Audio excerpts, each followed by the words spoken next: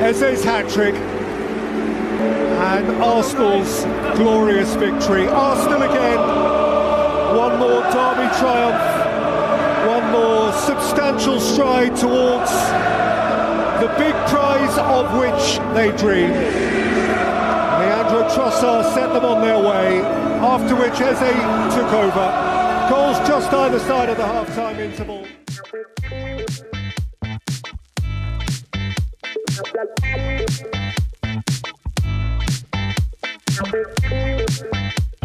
Hello and welcome to a brand new episode of Real Arsenal Talk with your hosts Larry and Stevie, and once again a jubilant, exciting, happy podcast. Yes, Stevie, what's going on?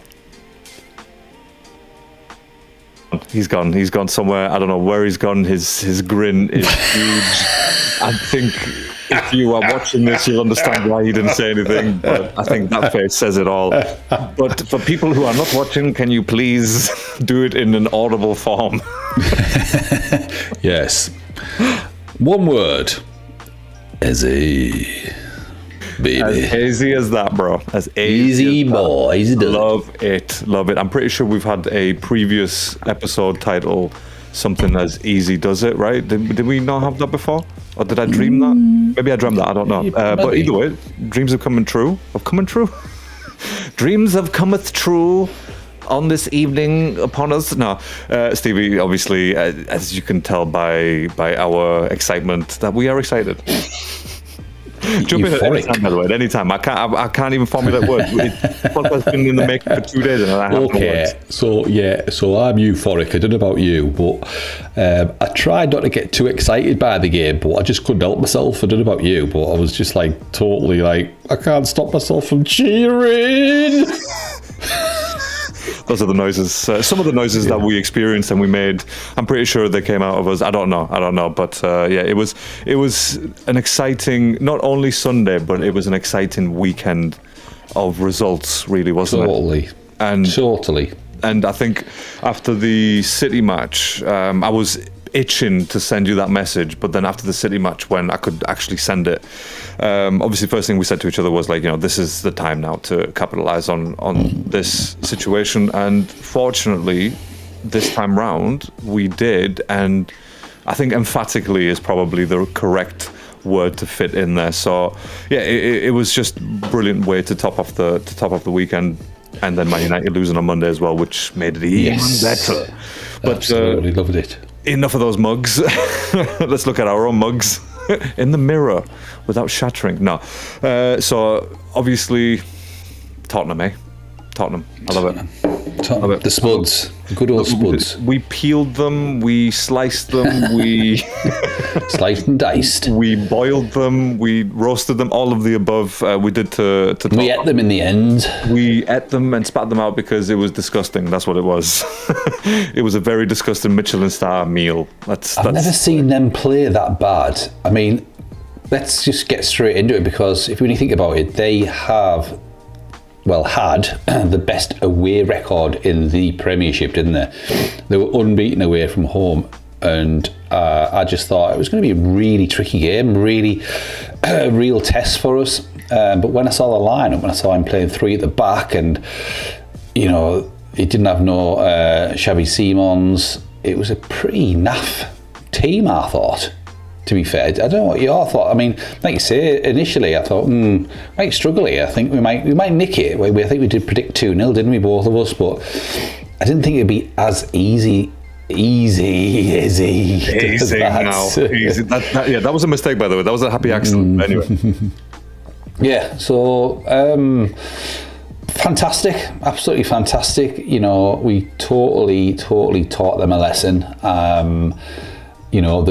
I think, obviously Peter Drury said it all at the end, really, which obviously we'll at some point hear. But yeah, I was just really impressed with everyone. We'll come on to individuals, but I was impressed, needless to say, with virtually everybody. Yeah, I agree, and I think because obviously this podcast is coming, the episode's coming 2 days later a day later than usual. And the fact that everyone was just at their very, very best on Sunday. It's probably not even worth looking at individual player ratings because we can put a blanket 8 over them all. To be honest, they were that good. Barring, and it was such a great performance, and I like what you said there as well. Taught them a lesson, and yeah, going into the match, both teams have a significant amount of injuries, and I'm just looking at their injury list. And to be fair to them, in the interest of fairness, which no one cares, but I'm going to do it anyway. They do have a lot of important players who are injured, but then you look at our team, we're pretty much in the same boat. And yes, you could be like Madueke was on the bench and Martinelli and whatnot, but then there's still the Havertz, the Gyökereses that we're missing. But yeah, it was definitely not a match where I went into it thinking we are going to batter them to the level that we did. Like, at no point did I ever think that, even during our prediction. We said 2-0, but yeah, that was more of a conservative sort of scoreline that we went with, but because there was no way we would have predicted that. But the best happened, and not only did the best happen, it happened from a fantastic player who has history not only with us but during the summer with them as well. And that question that you got asked during the post match, where straight on the field, it's like what would it have been like if you were playing in the other shirt? And his first response, just without missing a heartbeat, was like, let's not talk about that. And I thoroughly enjoyed that, and it just capped off his feeling towards Tottenham. Even when he was playing with Palace, that he had that whole similar celebration and whatnot. So yeah, just a wonderful North London derby with everything that we wanted to go right just went our way, and yeah, not without merit, by the way. Of course we played fantastic, but everything that we wanted to happen just sort of happened for us. And yeah, I'm glad to see it. It's one of those matches, especially this calendar year, where I feel like, we kind of needed something like that. Even though it's not a trophy, people are like, oh, what a trophy and all this shit. I don't care. All right, it was just such a beautiful moment to be part of. But yeah, so look, we'll start off real quick with the lineup. Any surprises from you? Were you expecting who you saw? Yeah, that was pretty much exactly how I saw it. I'm glad Hincapié got the nod, even though obviously Mosquera is probably just as good. But I think Mosquera probably prefers to be Saliba's replacement, because he's sort of he's right-footed, yeah. But no, I don't think there was any shock really. It's nice to see Madueke on the bench and Martinelli, which we didn't have to use. But no, I think it basically just picks itself, doesn't it? At this moment in time, with the likes of Gyökeres and Havertz and Jesus obviously still out injured, so that it just picked itself. So no surprises really. Yeah, and I liked Hincapié as well, by the way. Just, again, one of those performances where you hardly noticed him, and it was for the good. As we talk about Zubamendi in the same way, I feel like Hincapié was similar. And again, I'm just looking at the ratings here, just for fun, right? And it's weird that Timber, Saliba, and Hincapié both got under 7 rating, which I think is ridiculous, by the way. But at the same time, yeah, I mean, I'll go on the Sky rating shortly, but my thoughts on Hincapié, and I don't think there will be any drop off. Only the fact that I think he's a better footballer than Gabriel. He's better on the ball, he's more intelligent, and he doesn't give as many silly mistakes away, and that's what I've picked up over my brief homework that I did when he was at Leverkusen. But as much as we'll miss Gabriel for his kind of leadership, he's aggressive, and obviously he's great at set pieces. We're not going to deny that. But like I said to you, when he got injured, that it might bring out a better side to our game, and I do think that's what Hincapié brings. He's a better footballer and will play a lot better because of him. And it's the great thing about it is we've got that player, and we've got Gabriel to come back, and we've got potentially fantastic rotation. The rotation is, as we've said, for the past few weeks, that rotation is something that's really, giving me confidence in our team and the way that we're performing. But yeah, look, Nkapie, I don't want to make rash decisions right now about him or anything like it, because again, it's very brief. The amount of time that he's actually been on the pitch. So I'm not going to say that he's better than Gabriel in any aspect, because I just haven't seen enough of Nkapie to say that. But yeah, absolutely, I felt confident watching him play. Like, there wasn't a moment where I thought, oh my God, new guy's got the ball, what's he going to do here? No, it was very, very tidy, it's very easy for him, like you said. And one thing I did notice, that he's a bit more flexible than Gabriel. It just seems like a bit more slimy. I don't mean that in a bad. It's a good analogy, way. Really. Yeah, because he's a bit slimy. Yeah, he kind of gets his. I thought he would a fair decent amount of headers, and he puts his foot in. And I've always thought that about defenders. Why the hanger back? Put your foot in. The ball's bouncing around in front of the striker or whoever. Put your foot in. He did it 3 or 4 times. I thought, yeah, and he won the ball. And it was great. It's great to see. I think he won one of them. I think he scored the 4th goal because of it. And I was thinking, yeah, that started with him really. No, I'm well impressed, mate. And if Gabriel's out after Christmas until he gets ready, then brilliant. Because I think he can play left back as well in Nkapie, as well as obviously in Gabriel's place. So no, it's fantastic, mate. Absolutely. Just some quick numbers on Nkapie, by the way. Again, we're not going to do this for all the players, but just because we've seen more of him now, and in a very important role, and replacing a very important player. So again, 7 duels altogether. 3, he won 2 out of 3 in the air, and he had 4 clearances. So I feel like that's a very good defensive performance. But then he added accurate passes, which was 92%. And how can you be mad with that? It's exactly what we need. He had 48 touches altogether, 1 touch in the opposition box. Again, that's a centre back. Those are like almost Gabriel numbers. Fantastic. Of a touch. So yeah, very, very impressed with Nkapie, and I like when he came off as well. He came off, didn't he, for Mosquera, didn't he? Yeah. Did he? Yeah, he did. He came off for Mosquera. Yeah. And again, another player I'm actually excited about seeing more of, because what I've seen so far, it's like, cool, all right. So no real difference between Saliba and Mosquera. Well, he came on at Anfield, didn't he? And he didn't look out of place. So fantastic. Just absolutely slotted in like a game cartridge on a Sega, like just straight in there. Yeah. And but yeah, very, very happy to see more of Nkapie as part of the team, and yeah, the rest just sort of picks itself. It's a bit disappointing not to really see Ben White like coming on a bit later on, after maybe we scored the 3rd goal. I don't know. I don't know what's going on there. Is he still injured? I don't think he is. Yeah. What do you think? Would you want to see more of Ben White, or in the Carabao Cup maybe? Oh, okay. No. Look. Don't get me wrong, he's been a decent servant, but like I said to you before, we need to. This team it's evolving, isn't it? And I do think that the likes, obviously Timber's so good, you can't take that away from and put obviously White in, because as much as he's been a great servant for the likes of when we've finished sort of runners up for the last sort of couple of seasons, I don't think he is that next level, and I think Timber is. So I think that White will probably eventually, he'll probably leave, because they're probably going to get like obviously more game time. I don't think he'll settle for Carabao Cup, FA Cup kind of first rounds. I honestly don't think he'll stick around. As much as I think he's been a good servant, but I don't know what your thoughts are. But I'm glad that Timber's keeping him out personally, because he's an upgrade, and that's what we need, because he does sometimes get caught out. He's not as quick as what he used to be, but keep him till the end of the season, because obviously he is a good addition if we do get a bad injury. So yeah.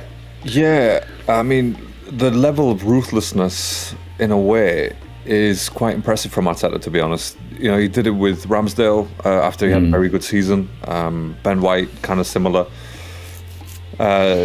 situation. Again, I don't know if there's anything personal there or whatnot, but it's irrelevant. But we're only talking about what we're seeing or not seeing. And I think with Ben White, it's a bit weird, because if he's the sort of player who sort of doesn't like football like that, he just does it for a job, then I don't really see any real reason for him to sort of leave voluntarily. You know, if Arsenal are happy to keep him in that role, I can just see him going, all right, cool, I'll play that guy. I don't mind being that person. Again, I can't obviously speak for Ben White or his camp, but sometimes I get that feeling from him. It's like, all right, I'm happy where I am. Cool. You want to play me? No? Yeah. Cool. Yeah. So it may not be like that at all. Behind the scenes, he may be kicking up a storm, because he wants to play. I don't know. But I want to see a bit more of him. But yeah, the ruthlessness and that upgrade is very, very evident, by the way. And sorry, I added the extra very for no reason. It's just evident, okay? It's just evident. because that made it sound like Ben White was very poor, and he just wasn't. He was very good for us. But yeah, the upgrade is clear now in what Timber does. And again, we said this last week, the week before that as well. He's like a Terminator. He's emotionless when he plays, and it's just fantastic to see. He's the type of player where I honestly think if we don't win anything this season, he's the type of player where Barcelona will come calling and he'll go straight there and boom, that they will actually win a league because of a player like that. So yeah, I just want to see a little bit more of Ben White. Really, I like his style. I like, especially in the North London derby. I think he could have been a bit more of I was. Yeah, that as well. Maybe that's why I didn't play him, which is also fair because it's a possibility. He's a bit of a hothead, isn't he? He's kind of got a bit of an aggressive Porro-ness in him. Like Porro's a cunt, right? And I mean the full. Yeah. Sorry, I sorry to drop the C word in there, by the way, but yeah, he really is, because you've seen Porro and he's not that guy. As in, like, you are not that good, right, to be acting the way that you're acting. Is it Porro or is it Romero? I meant. Probably Romero. Romero, I've never liked him, and everyone was like, "Oh, he's a World Cup winner." Yeah, but so was Mustafi. But shit, I'm not gonna put him in my Arsenal team ever, am I? Let's face it. So yeah, Romero, Porro, I'm not a big fan of. Bentancur, he's a bit of a tit as well, and I've actually brought something down here as well. And obviously Richarlison, standard Richarlison. Yeah, we'll get to that goal very shortly. But yeah, so just moving on from the lineup, like I said, like we said, there's no real surprises there. It is what it is. The team picks itself. Marino obviously up front in that false nine role. I know we're saying up front, but I saw Eze more in that striker position than I saw Marino, to be honest. But he was still around, and he still provides very good assists. And I think sometimes his vision is just like Iniesta-esque. What are you doing, Marino? Like, yeah, what are you doing, Mikel? Like, what is this that's gotten into you? And do you know what? Right, I'm going to show you this note, right? And literally, it says right here, can you see that? It says, lol, Marino running. Those are the only words that I put. This was like around... He doesn't run though, he skates, we know this. Yeah. He goes from like the sublime to the ridiculous, I think, in my opinion. You know how much I have no time for him at all. You love it. He goes from being fucking absolutely shite, falls over every second, gets knocked down, looks like he's being shot, and then gets up and runs on. And then you think, what the fuck are you doing? You're just an absolute pile of shite. Next minute he plays the ball that, Bergkamp would be like proud of. It's like, it's that kind of chalk and cheese, isn't it? It's just from one end of the extreme to the other. So as much as I don't want him to be a regular starter, I think he's doing all right personally. And I was slating him on social media, but I held my hands up, when people called me out, and I said, yeah, fantastic, great pass, but to me, still not, the elite player that we spoke about it last on the last pod, didn't we? He wouldn't get into any of the other so-called top five teams. So. But like you said, he adds something to the team where it's like almost like an unpredictability of what he does, because like you said, sometimes they'll look at him, go, oh well, he's just going to fall down, and then other times he's playing some ridiculous passes, like through everyone's legs or through over the top, and you think, how did you even see that pass happening? But so look, how I feel about Marino. I like him, and he's got his flaws. That's I can admit to that, but I like him. He likes keeping his feet on them. No, he's. Do you know? He's got. This is what we go on about all the time. Like, he's got that football intelligence, and sometimes who was a bit like that? He's a bit like Sheringham, wasn't he? Teddy Sheringham was a bit like that. He wasn't quick. No, he's probably Sheringham's. He's not a good likeness as an example, but because obviously Teddy Sheringham could score really good goals, and he was more of a number 10. But Marino has that graceness, the air of like he can see a pass, he can hold the ball up pretty good, you know, and you don't know what he's going to do next. But you know, as much as I don't like him, I do think he's got the footballing intelligence that a lot of our players, including my mate Saka, doesn't have, unfortunately. And Trossard's got the intelligence, hasn't he? You know, I know we're going to go on about certain players, but Trossard has that football intelligence. He'll pass it when he should, and he'll shoot. But he's learning it more and more. And you know, he set 2 up, didn't he? I think he scored 1, set 1 up. I think Marino set 2 up. Marino set Trossard's up. Yeah, that's right. Yeah, and Trossard scored, assisted, and then obviously Marino. Assisted the first one. But okay, I'll tell you what. Just some quick moments that I've got written down here. We won't go through all of them, but second minute, just what a pass, by the way, to Declan Rice. And I know everyone in hindsight was like, that was like, you know, foreshadowing what was to come, but come on. No one expected the little chip. Yeah, the little chip. Oh, it's like Odegaard-esque, that, wasn't it? Because Odegaard used to do it, didn't it, a couple of times? Exactly. And our team does like those passes, by the way. Our players, they do love those passes. So we've seen Trossard do it a couple of times. Like you said, Odegaard, and obviously now Eze. So yeah, I thought right. What do you think? Rice should have scored that? Good chance to score? Yeah. I think he should have scored, shouldn't he? Yeah, I feel the same. It was more central to Vicario, and obviously Vicario stepped up. He's not a bad keeper, to be honest, to be fair to him. Yeah, he's all right, a good shot stopper. Yeah, if he had a better defence in front, I think he would be a very good keeper, but, you know, he's just, fucking hell, everyone's walking through them. But yeah, I'm the same as you. I feel like Rice should have probably put that one away. He was 5 yards out? Yeah, I was saying an inch either way, it would have gone in, but yeah, it is what it is. Yeah, I think, and obviously we had that little scare with Trossard very early on, and I was like, right, no, I can't deal with any more of this, because he's been a very consistent player for us, not only just this season, but in the whole calendar year, he's been very good for us. And I think there's a stat going around that Saka's first in terms of scoring and assisting, goal contributions, and then it's Trossard. So that's got to say a lot, right? That's got to say a lot. I saw something, yeah. Either says a lot about Trossard or says a lot about Saka. So I don't know. Whichever way you want to look at it, glass half empty, glass half full. It's up to you. Be careful now. Yeah, easy now. We'll get shot out in the comments. But yeah, I seen a stat. I can't remember what it was though. It was something absolutely amazing from Trossard. I think it was something about 18. It was either some sort of assist and goals in the time he's been at Arsenal. In the Premiership, it's like far superior than anybody else in the Premiership, which I found absolutely amazing. He has been very good for us, man. Like, do you know? I can't remember who. Yeah, I can't remember who it was, and I was so annoyed that he actually got it, because I was thinking, oh, he reminds me of someone. He reminds me of our player, a certain player. He does remind me of a player, or he does. And it's Freddie Ljungberg, isn't it? How he used to always kind of get into the box. He's intelligent, so he used to always pop up, didn't he, at the right place at the right time. And Ljungberg used to do exactly the same thing. I think it might have been Gary Neville that sort of likened it, and I thought, fucking hell, yeah, that's exactly the way it is. But it's great. Not the greatest of players. He's never going to start all the time, but comes up with very, very important goals, which I love. Yeah, oh, absolutely. And he had his moments at the end of last season, but you know, the way that he sort of bounced back after that renewal. Sorry, not renewal. It was more of a pay rise, wasn't it? Not really a renewal. Yeah.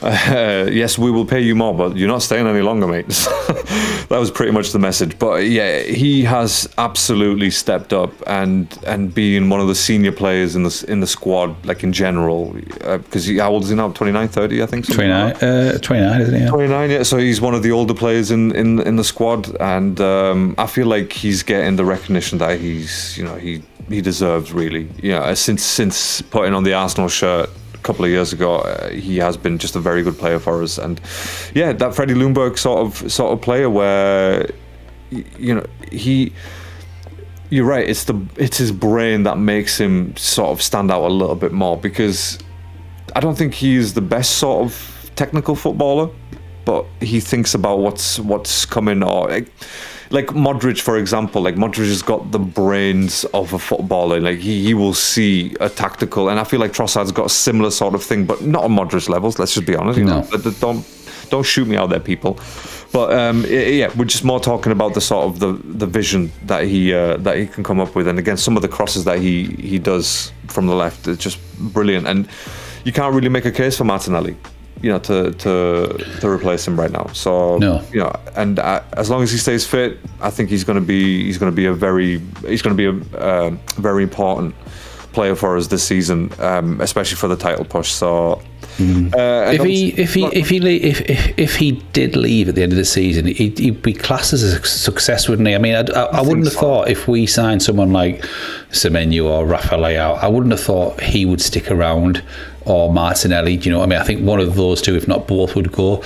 But I think he would be classed as being a pretty decent success, because obviously we were looking at Mudryk, weren't we, before we signed him, and it was going to be 80 odd million, and we thought, no, we're going for Trossard, which was 29 million or something daft like that. And you think, you know, he has been a success, hasn't he? Because he has scored important goals. Yes, we haven't won the league, and he got sent off against Man City, blah blah blah. But I think overall, I think he's been a pretty decent sign, hasn't he? I think, yeah, absolutely, I agree. Probably one of the better signings of the last few years, really, for any team. Sort of, you know, considering the Premier League especially. And then when you put him up against a Mudryk, did we ever dodge a bullet there, by the way? Bullet, rocket, all of it we dodged. So do you think, though, with just quickly, sorry to interrupt, just quickly with going back to Mudryk, I really was impressed with Mudryk, and I wanted to have Mudryk. I don't know if we spoke about it, but I was so desperate to get him. Now, I think the fact that he wanted to come to Arsenal, like Eze, and he ended up at Chelsea, do you think that affected him psychologically? Because I just don't think it was the right club for him, even though he was like, oh yeah, I'm going to Chelsea now, blah blah blah. He wanted to come to Arsenal. His heart was set. His heart's now not there. He's gone. Exactly. And if I was Chelsea, I probably would have just been like, do you know what, I'm not even going to attempt it, really, because you don't even want to be here. And it showed. Yeah. It showed. It was a combination of everything, and the fact that he joined Chelsea at completely the wrong time. You know, so it contributed to his potential, and to his eventual downfall. And there you go. And what is he? He's retired now or something? No, I think he's due back soon, isn't he? But he'll go out on loan, and then he won't be seen again. No, I don't think so. You know, I don't potentially think he was great. Sorry, I was going to say, I don't think Maresca would trust him. No, to be honest, I think that's him done for Chelsea. Yeah. Right, just before Trossard scored, Saka had a couple of free kicks, which I thought were just brilliantly taken. They were good. They were good. Obviously, come on, it's a free kick. You can't expect anyone to score free kicks, like, you know, as soon as they kick them. It's just, they were very good. And on another day, I think one of them, the second one especially, I think that could have just as easily have gone in. But yeah, look, I know you're gonna have your opinions about Saka, but I promise you, in this match, especially because I was watching him in the North London derby, I was watching him closely. He didn't score, but he had such an important role for the whole team, and the way that he ran up and down the right hand side, and the way that he was linking up with Timber and making space for absolutely everyone. I mean, Eze found himself in both goals, in 2 of his 3 goals, he found himself in space that was created by Saka, and you think, right, that's exactly what we needed to do. This is what Saka needs to do. And it felt like a match from Saka where he sort of went, you know what? I don't want to be the main guy here, right? Let's just all do this as a team. So I felt like he stepped back from that and he just played a team game, passing when he needs to pass, crossing when he needs to cross. He had a couple of good free kicks. Potentially could have scored, like I said, one of them. But overall, it's probably one of Saka's better games this season, right? From everything that we've seen so far, I feel like it's probably one of his better games. I don't want to spend too much time on that because I want to get into the Trossard goal. But please tell me about Saka real quick. Sum it up. We don't have to die on that hill. Listen, Saka to me. Right. Okay. That is the second biggest win of the season at home, right? And Saka is undoubtedly going to have a better game because we've scored 4 goals. We scored 5 against Leeds, right? but he's still. I can kind of get what you're saying in some respects. You know, I don't know why Rice didn't take the free kicks. You know, our set pieces were absolutely atrocious on Sunday. And when Saka kicked it over the bar, and obviously the second one he knew what he was going to do, and yes, it was a bit of a Hollywood save from Vicario. So, you know, I don't see any genuine kind of wow factor that he had a shot on target. I mean, bloody hell, he's paid, you know, near 300 grand a week. He should be able to hit the target from there. Look, he's at the minute he's doing a job. Whether that will come back to haunt us, we know because against so-called better opposition.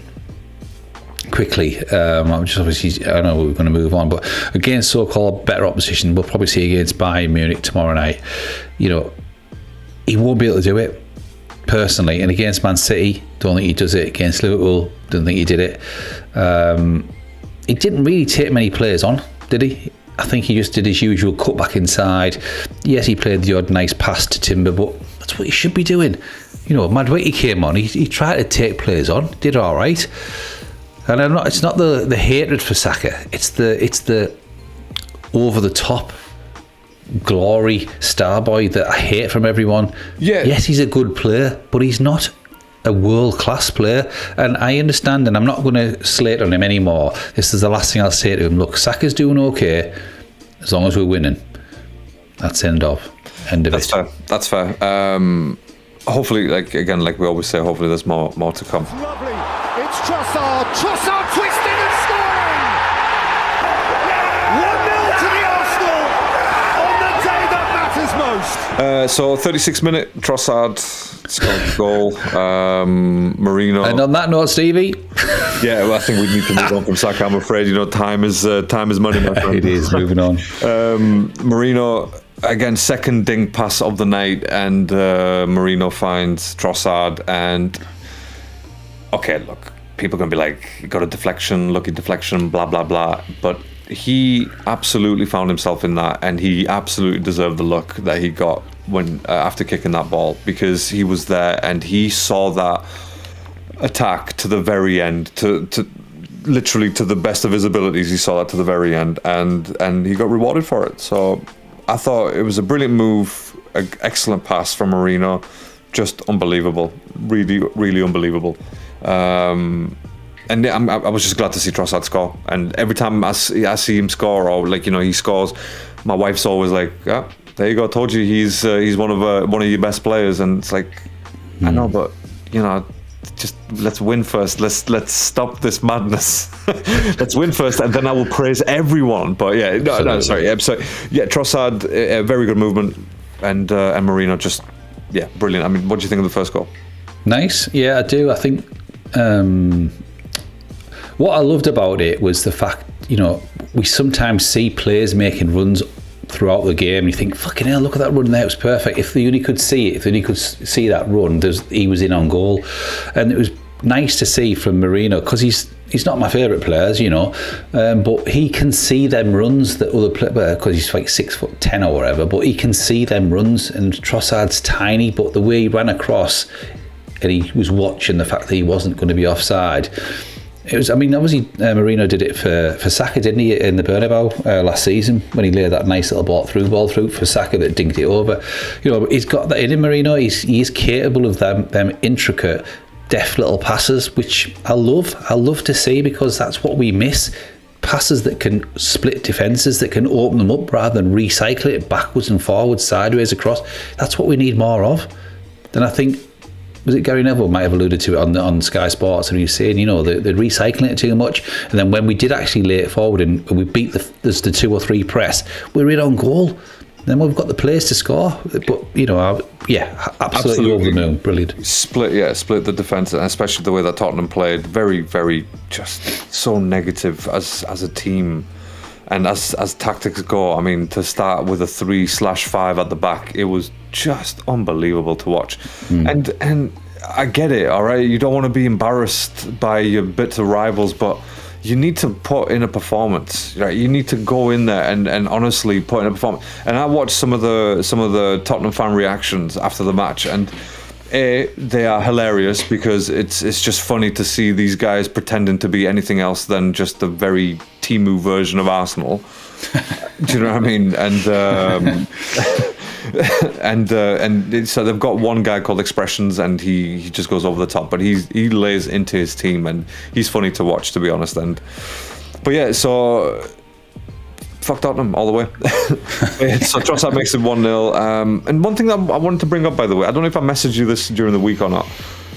I've seen Trossard in the past couple of weeks just coughing a lot on the pitch, right? I don't know if you've noticed this, but he's always like sort of coughing into his arm, like, and it's like, dude, right? Why are you doing this? Have you got a cold? Should we be worried about Trossard's coughing? I'm gonna just be like, guys, can we check on Trossard, please? What's coughing for 2 weeks? Well, he's got the black under the eye, so he's obviously doing a bit of Charlie Farley, isn't he, or something? A bit of smack. He's obviously doing something, isn't he? It looks like he needs a good night's sleep, or he's obviously on the old... the old snow there. But no, honestly, I think Trossard, if you ever hear this, please let us know that you're all right and the cough is nothing serious. Okay, we can't afford to lose you to illness. How dare you? And do you know? I was just thinking then. You know, we said we can't afford to lose you. Do you know he has that similar? He just plays similar as well to the late Diego Jota.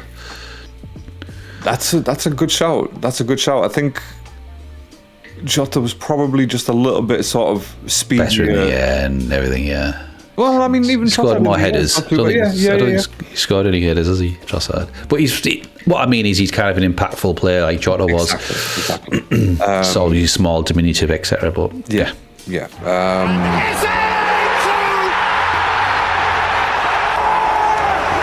heading Arsenal's way on Derby Day. And Eze in no time. Arsenal are ripping it up. And Eberechi Eze can barely disguise his glee. Marino, Trossard, Eberechi Eze, Derby Day hat-trick. A match ball he can prize forever and a day. North London is... And then about a few minutes later, 5 minutes later, Eze's second goal, scores his first goal, second goal overall. And what do you think? I want to know your opinion on Eze. Yeah, it was a nice goal. I did think he was going to get tackled at some point. I can't believe he didn't get tackled. When I look at the replays now, he had like 3 or 4 players literally on his feet, and he managed to force it through. And you know, were our players offside? Were they in the line of view? Probably yes, but fuck them all. I don't care, because, you know, we've had so many bad decisions over the years, and everyone's saying, it's all rigged for Arsenal, this, that, and the other. No, it's not. It's never been rigged. It's just that sometimes you do get the rubber of the green, and 9 times out of 10 we'd have probably had that disallowed and I think, obviously, I don't know if you want to talk about Oliver now, but I actually thought he had a great game, and the reason why is because he was probably under that much scrutiny and pressure, because he hadn't refed us for over a year since the Trossard incident, that he was probably on his best behaviour, and he was quite fair, really, wasn't he? I thought he did a good job. Yeah, I have no complaints against Michael Oliver in that match, and he was very good. And look, that goal that they're saying, that was the second goal, wasn't it, where they looked for a potential offside? Oh, right, yeah, okay. That was the second, wasn't it? Was that first or second? No, it's offside of the player running in line of Vicario's view or something like that. That was the second goal, wasn't it? Was that the first one? I can't remember which goal that was. Because they looked for an offside, because they were saying that Vicario's view was blocked by a player running in the offside position. But I can't remember if that was first, if that was second or third goal. They were very similar, weren't they, both goals, I think. Yeah. Oh my God. The last goal was obviously Udogie fell on the floor and he curled it round. Yeah. That was his third goal. That was his third goal, and I think. But the first and second weren't they virtually sort of very similar? Very similar they were. Yeah. And I know. No. His first goal was the potential offside. His second goal was his left foot curled. There was no one in his view then. Yeah, so the first goal, that's when they were sort of debating. But I mean, in any angle that you see that, you can clearly see that Vicario was watching the ball all the way until it sort of, until he couldn't save it. Yeah, it went through about 5 players, but he could still see. He didn't move, because usually if you don't see the ball clearly, you kind of step left or right to get a better view. Do you know what I mean? In any direction, but when you watch that replay, he did not move from his position at all until the ball was in the back of the net. It's like, well, you were clearly watching that because the line of view, and I think, again, on a very odd occasion that we will ever say this, but yeah, VAR just got it absolutely spot on that one. So yeah, it makes it 2-0, brilliant, and yeah, it was just fun, really, and then again, second half, Eze, third goal overall, his second goal. Another, just, yeah, brilliant. Did you think at that moment that he was going to go for a hat-trick? Like, do you think it was possible for him? Yeah, I mean, obviously with him scoring sort of straight after the restart, he had a full half effectively to get another goal. So I didn't think about it, didn't cross my mind. I thought, he might get subbed, as Arteta normally does, doesn't he? Normally brings him off about 70th minute, but obviously he'd scored 2 goals, and it was I don't know where he got the power from with his left foot, because he looked like he had no backlift or anything. It was just, wow, bottom corner, fantastic finish. Great play again on the right. From, I think it was Timber, wasn't it? I think Timber went to pass it to Rice and it got intercepted by Van der Ven. It came back to Timber, and then he obviously found Eze in the middle, in acres of space, really. It was brilliant, really. I thought it was great finish. His second goal was probably better because it was harder to execute, because it was like left in the corner, where his right one looked better, but he had plenty more time. I don't know. I mean, you see that first goal from Eze, and honestly, even right now, watching replays and stuff, I still don't know how we managed to get that shot off. And you're talking about no backlift on the second goal, like with his left foot. But honestly, you watch the first one, you think, how did he even manage to get it through? Squeeze that through everyone. Well, that's what I'm saying. Yeah, I wasn't sure how there was so many players around him that they didn't get a shot, block. You know what I mean? For me, that was probably my favourite goal from Eze. Even though the third one, obviously making a hat-trick should have been like, the sort of the best. But no, I think for me the first goal was just so good, because he again just followed that attack to the very end, and he got rewarded for it. So yeah, and to make it 3-0, again, I thought that was it. It was over. Obviously, I wanted another goal just to sort of just put them out of their misery, and I can sleep, knowing that I didn't get a heart attack, or it wasn't 4-3 by the end, which has happened before. We've seen that against Tottenham, especially. I remember one match, I think it was like 2011 or 2010 or something.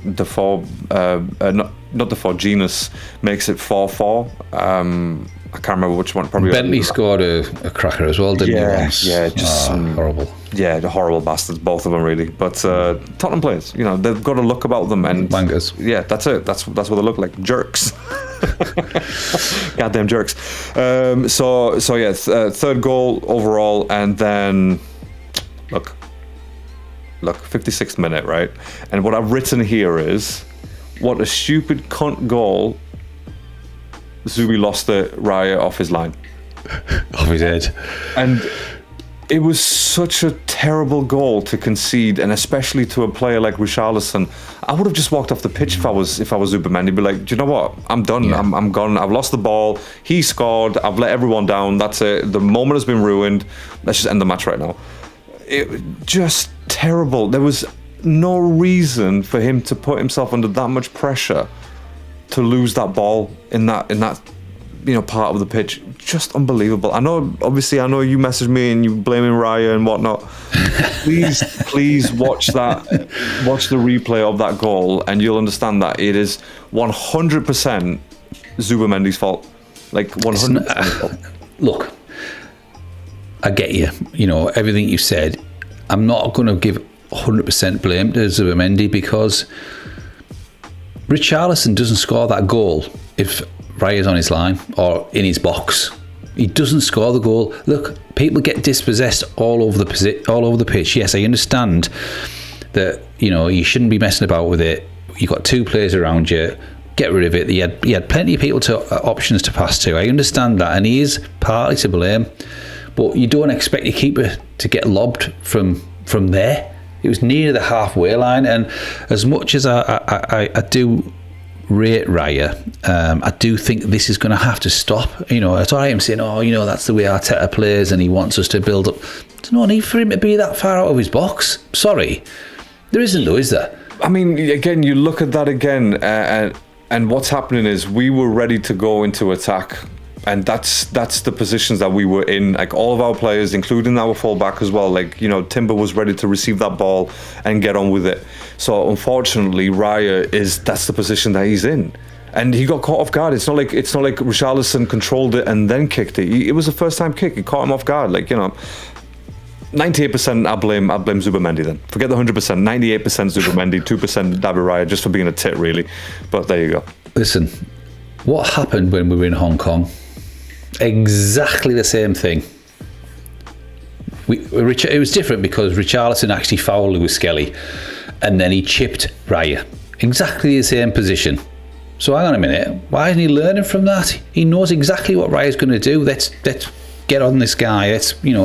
Any chance we get. Yes, all right, the game was won, but if it was 1-1 at that moment in time, it was 1-1 and then they went on to score that goal. I don't think Zubimendi would have probably done that. I don't think he would have. I think that he became a bit too complacent, a bit overconfident now, I think. And I think they thought, we've got this game, it's 3-0, blah, blah, blah. That's what I don't like. I don't like any of that. I don't like that. No, I don't. No, you've got to go out and kill them. And I think Bryce had said something, hadn't he? Let's fucking kill them or something like that. Yeah. And that's what they should have done.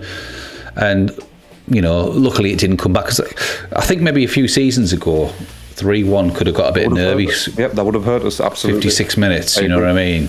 I agree, and this is, it always plays in the back of our minds, and that's why we always bring it up, and that's why we always get upset when we see that sort of situation and scenario, because we've lived it. We've seen it happen before, and it's nothing that we're making up. It's just something that happens. But yeah, I get what you're saying about Raya doing that, but out of 38 matches in the Premier League, for example, he concedes 1 or 2 of those.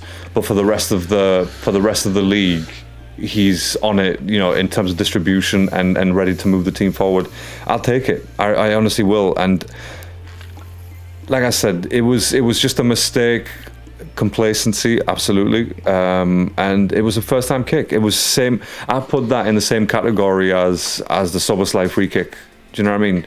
There was nothing to it. It was just one of those goals that just happened. Obviously, again, Szoboszlai's free kick was just brilliant because it was just from a dead ball and they had a wall in front of him. But it just caught him by surprise. And like I said, I don't personally. I do not blame Raya that. 100% blame Raya for that one. It would be a 98% blame on Zubimendi. But hey, I'll clip it up and people will let us know how they feel out there. I'm open to suggestions. You're all wrong, but we'll put that out there and we'll see what people are saying. But yeah, so look, that was 3-1. A bit of fear. Not fear, a bit of doubt, not even doubt really, just something that was like, ooh, what's this feeling that it's a bit of a wake-up call, isn't it, really? Just let's get refocused again, isn't it? A bit of a shiver, isn't it? A bit of a shiver when you open the door to grab the newspaper or grab the post or something, you think, ooh, that's a bit cold out there. You dog out for a wee and you realise how cold it is, and you think, exactly. Get your coat on today. Yeah, I'll put my coat on today, and that's what they did afterwards. Put the coat on. Eze scored his third goal, brilliant, hat trick, and the way that Udogie went down, I don't know if that guy is still sliding across North London or not, but he better stay on his feet from now on. Yeah, I mean, what was he doing really? Because it wasn't. I mean, obviously when Trossard did it to, was it Porro last season, and he sort of dropped him on his arse. Yeah, it wasn't like that, was it? It wasn't. It was just like, what was he expecting Eze to do? Shoot with his left, with his back to goal or something? I don't know. It was a terrible defending moment from Udogie, and usually he's quite good, Udogie. I quite rate him, to be honest. Just wish he'd play for a better team. And but did Jed Spence play, by the way? Was he on the other side? He did, yeah. He was on the other side. Yeah, he was. I think Spence would have been better on the left. I think he's a really good player, Spence. He is good. Yeah, he's good. But again, it feels like, you know what it is, Stevie, right? Every time a player joins Tottenham, it's like they get this Spurs initiation where, I don't know, they change as a person. Do you know what I mean? I don't look at them the same anymore. It's like your face tells me you're a Tottenham player. Like you look at Porro, you look at Van der Ven, you look at Richarlison. Well, Richarlison is a bit of a tit anyway. But you know what I mean? These players, they just look very, very Tottenham players, and you're like, yeah, no. I just don't care for you at all. I don't even want to see your name on the back of an Arsenal shirt. You may be good, apart from Son. He's the only person that would. Yeah. And but obviously a bit of Harry Kane. You can't, Boyhood Club and all that stuff. Big Sol. Shit, Big Sol. But that was in the Tifo as well, wasn't it? Did you see the Tifo right at the beginning? Oh, that was so good. That was so good. And it takes me back to that PSG game where they had that stupid flag cannon, and you think, you have this massive Tifo here, which is like going to put fear in our opponents, and you use this fucking LGBTQ fucking flag. Like, what is going on? What is happening? Forget this. Mate. But yeah, so 4-1, and like you said, you can't ask for any better result than that. It was just chef's kiss, really. And then the way the weekend, like we said at the beginning, the way the weekend finished out, just unbelievable, really. It was I don't really want to get into player ratings because they played really well, but obviously, there was only one man of the match. That goes without saying. That was obviously Calafiori. Do you know, I'm just going to quickly show you. I mean, obviously, Marino got on Sky. They've Rhea's obviously got a 6, which I think is one. I think he should have got a 5 personally, but he got a 6. Isaiah got a 9. Marino 8, Trossard 8, Saka 8. What's the guy got to do to get a 10? Timber 8, Saliba 8, Nkapia 8. Your fella Calafiori 7, Zubimendi 7, Rice 8. Yeah. Zubimendi got a 7, but Raya got a 6.5. Raya got a 6, right? Dude, and Zubimendi got a 7. Nah, I don't agree with that. They're all agreeing with me. Raya's fucking shite. Nah, bollocks to that shit. Don't accept that. No, that's fair. That's fair. It is what it is. But yeah, like we said, overall, there was literally only one man of the match for that. And if it wasn't, honestly, on another day, if it wasn't Eze, it probably would have been Trossard, because again, just a brilliant performance from him. As the whole team really. So. But yeah, look, let's do a quick prediction for tomorrow's Champions League match, and I think we'll leave it there for the evening. So yeah, just a quick one on the games and obviously the season so far. It's the fact, I mean, we're 6 points clear, which is fantastic at this stage of the season. But you look at all of our results, and we've only lost 1 all season, and we've drew 2 in the last all season, and we're only 6 clear. You'd think that's how. The league is so competitive, and all the hard work we've done, we've put so much effort in to get the top of the league, and it can all just. I mean, look at Villa. They were third bottom, after about 3 or 4 games, and now they're 4th or 5th or something like that. And you think, look how quick it turns around, and you think, yeah, we're top of the league, and just keep going. But obviously, you know how I feel about it. I'm not going to be happy till we're 20 points clear in March or something. But it's like we put all this effort in. And yes, we're 6 clear, but it could all change on Sunday. We could be only 3 points ahead if the fucking twats beat us. Oh yeah, no, I agree, and it's very. And they're beating Barcelona tonight, aren't they? Are they winning, by the way? Because I know it's on the background. I've got to go watch it very shortly. But yeah, in terms of how quickly things change, Sunderland are 7th now. They were 2nd last week. Yeah. So just before the international break. So it does change that quickly, and it is very, very fragile. And I think us and Palace are the only teams who have conceded less than 10 goals this season, which is incredible. Scored 24, conceded 6, the highest in the league in that goal difference. So very happy with it. And by the way, can we just say real quick? Yeah, it was 4 goals and not a set piece in sight.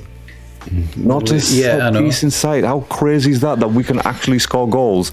And again, Stevie, I'm going to praise you right now, right? I'm going to praise you because you literally said this last week about Gabriel when we joked, when I was like, I think the guy's pretending, but you said, you know what? This could change the way that we play and put more emphasis on other players, like outfield players, not outfield players, because obviously Gabriel's the same, but attacking players. And I feel like the match against Sunderland, against Tottenham, was exactly what you were talking about. The way that we played, everything had changed. Set pieces, they weren't the best. Throwings weren't the best, but everything else, the open play was just absolutely brilliant. And against a very, very low block, by the way. They had 8 at one point in defence. I'm sure they did 5 and then 3 in front. So yeah, to break that down and to break them down, just brilliant, absolutely fantastic. Yeah, I can't. I've got no more praise for accolades, the accolades and hyperboles and all that stuff.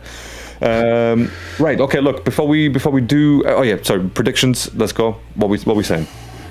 Tomorrow's what do you think the team's going to be? Do you think he's going to change it? I think it's going to be the same because I feel maybe Lewis Skelly may start for Calafiori. Maybe I think Nkapia will keep his place. I'd be very, very surprised to see him dropped, and I could potentially see Martinelli instead of Trossard.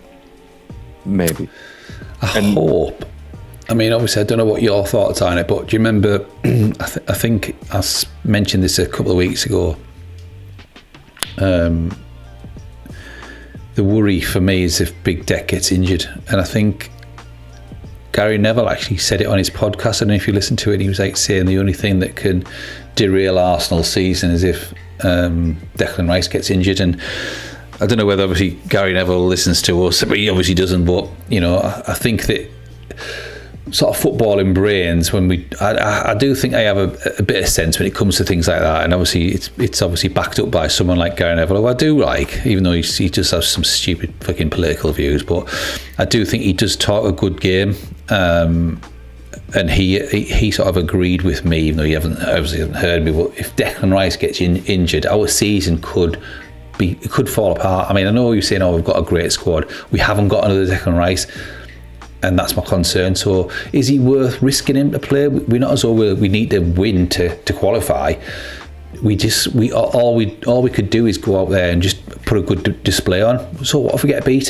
Why risk Declan Rice for a massive game on Sunday? You know, why risk Eze? Why risk Saliba? You know, put all these other players in, right, that are in the squad.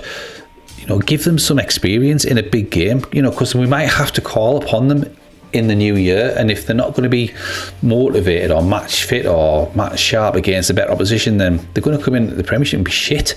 You know, the likes of Wanyeri, the likes of Norgard, you know, give him a bloody chance. You know, I think he will, but at the same time, we just have to be very, very careful about how we approach Bayern Munich, because you know they've done damage to us, to our psyche over the years, and I've said, well, when was it? Maybe a few weeks ago, we were discussing about this, and I said if we beat Bayern in the Champions League convincingly, performance-wise, and I'm not talking about like 5-6, I'm not talking about that, just convincingly beat them, then I feel we are definitely the front runners of not just the Premier League, but even Champions League, to be honest, because that to me means that we have squashed, you know, past all the demons. Yeah, I know. All of them, you know, and so again, as much as I would love to have some major rotations so we can absolutely go and smash Chelsea like we did Tottenham, I would much prefer to get a 1-0 from both matches, to be honest with you. And I get it, man. But obviously we have to be a bit realistic. You know, it's not like we have the full squad ready to go at any given moment, so we have to be careful, but at the same time we have to still challenge for matches. You know, we can't just almost roll over and be like, we've almost made it through the Champions League group stages, so we don't really care about Bayern. Absolutely not. You know, why can't we be first? Why can't we end the Champions League group stages first? There's no reason to. And you know, and again, it's again adding to that psychology of the team, where if you're first, by the time Christmas rolls around, New Year's rolls around, that's going to, the boost in confidence is going to be immense. So yeah, I get it 100%. And if I do see a heavily rotated team tomorrow against Bayern, I'm not going to be too mad about it, because I understand the sort of the fuller context or the broader context. But if I do see a full strength team, I can also understand that because of the broader context. Like, yes, okay, we've got Chelsea, but these are the guys right now in front of us. These are the people that we need to beat and actually do it properly. So that's the way I look at it. I don't know. I'm just thinking that, you know, obviously look at Liverpool last season. They won that league, and look what happened to them. You know, yes, they went on to win the Premiership, but they didn't get any real injuries, barring I think it was Alisson at some point, didn't he? But I know what he's saying with regards to, you know, keeping the momentum going. You know, the confidence would be massive, but it could come at a cost. We could beat Bayern Munich 3-1 but lose Declan Rice and Eze and or Saliba. You know, we might not, but what if we did? and then we go to Chelsea and we get beat, and we've got Declan Rice out for 5 games or 6 games, and it just seems a pointless exercise. Look at what happened with Gabriel against when he played for Brazil. It was a pointless game. It was a friendly, and I know obviously we don't miss him because we've got plenty of backup, but yeah, it's different ways of looking at it. I know exactly what you're saying, and there's all for momentum, all for confidence. But what happens if we get beat off Bayern and get an injury? One thing I will say then, what if we? Hold on, I had it perfectly worded in my head. Hold on, let me come back to you in a second. But with Bayern, I mean, previously, not just with Bayern, sorry, previously we've always thought about what about in 2 weeks' time? What about this match in 3 weeks' time? And what's that brought us, right? Nothing. It's brought us second and injuries and pain and heartache, right? So unfortunately, I'm at the stage now where it's do you know what? Let's just go and play the opponents that we have in front of us, especially in the Premier League and the Champions League. We need to take this genuinely and literally match by match and not think about who we have. And especially in a run of games like Tottenham, Bayern, and then Chelsea, we cannot really be thinking about it. I understand that we're not in the stage, we don't have the full squad to sort of neglect it, but we need to take every single match as every single match. That's it. That's the only match in existence for that week. And unfortunately, it will happen. But at the same time, that's the situation that we found ourselves in, again, with the injuries. Does that mean we're going to stop playing because we're going to be too conservative because another player may get injured? No, shit. If we lose Declan Rice, but we won against Bayern and Chelsea, and we lost Declan Rice for a couple of weeks, I think that's a price worth paying. I'm sorry, but it is, because right now I'm interested in winning and actually getting somewhere and extending that points gap, right? I'm not really interested about the injuries and the players. That's always going to happen, right? Doesn't matter what players you bring in. They brought in brand new players, injured, right? Gyökeres came in brand new, strong guy, got injured. So unfortunately, I can't be living in that realm anymore. I need to be in every match needs to be treated differently as every single, as an individual match, and not in the context of what's going to happen in 2 weeks' time. So that's where I am. And a quick prediction from me, by the way. Fair enough, Larry. I'm going to say it's going to be a draw against Bayern. I think it's going to be a draw, but I could see a 2-2. I can see a 2-2 draw. So that's the way I'm thinking. Yeah. By the way, I'll be very happy with that, especially if we have managed to rotate some of the squad. So, yeah, I don't think there'll be any shame in a draw. Obviously, they're the best team in Europe by far. That goes without saying that. They've got the best attack, really. I would have thought we've got the best defence, but I think a 2-2 sounds like a fair result, and it sounds like the most obvious result, or even a 1-1. I don't know whether it would be as open or as cagey as a 2-2. You don't know, do you? It could be completely different. We could get hammered. We could get 3. We could get battered. We just don't know. I cannot predict it. So I'm just going to say 2-1 to Arsenal. I think that's why I went with the draw, because I just could not predict it, and I went with a cop-out. But yeah, that's fair enough, 2-1. I genuinely hope that is the case. I'm looking forward to that match. As long as we don't get beat 5-0 and Rice and we get injuries, that's the worst case scenario, yeah. 5-0 drubbing and then Rice and Saliba get injured. Yeah, I can't live with. I will destroy this. Never watching the end of the season. I'll burn this whole thing down. Right, cool, Stevie. But I'll tell you what, then we will be back maybe on Thursday to have a quick discussion about the about the Bayern match. Or we can come back on Friday evening just to discuss the Bayern match. We could do one straight after tomorrow's game if you want. Potentially, if you just do a quick 15-minute and then back on Sunday or something if you want, so it's fresh in our mind. Yeah, straight after the match, let's do that, and hopefully it's going to be good. But and. Cool. If you've got nothing else to add, by the way, we'll leave it there. We're actually just over an hour, and that's exactly what we discussed today as well. Oh my God, I can't believe it. Boom. It's crazy. So thank you very much for listening out there, and don't forget to subscribe, to like, to comment, all that kind of nice stuff. Sorry. Go on, Stevie, please. I'm just obviously looking at the Champions League fixtures, and I know City had 10 changes today. Oh, wow. And they're getting beat 1-0 by Leverkusen at home. So is that because Guardiola kind of is saving all of his eggs? He knows that they're probably going to qualify for the Champions League. This is what I was trying to allude to when I was on about Arteta, and he'll just play all his best team and then get injuries and it'll all come tumbling down.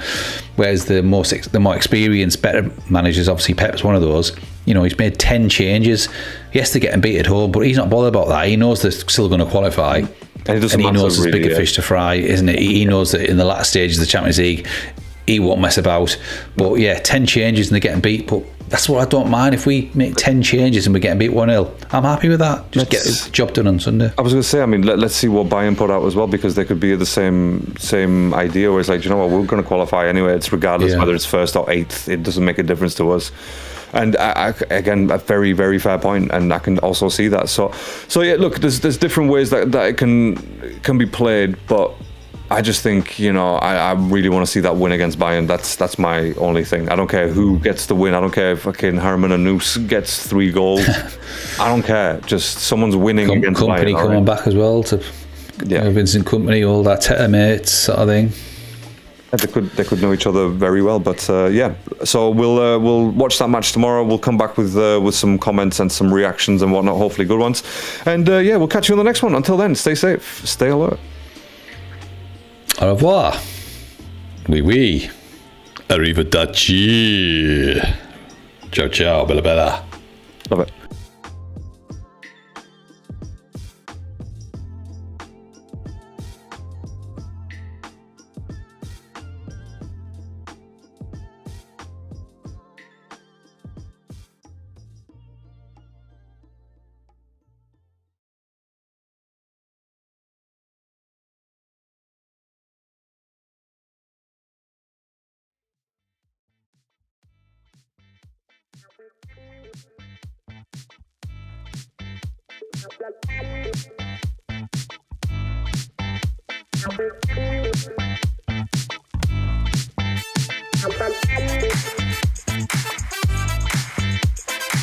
Thank you.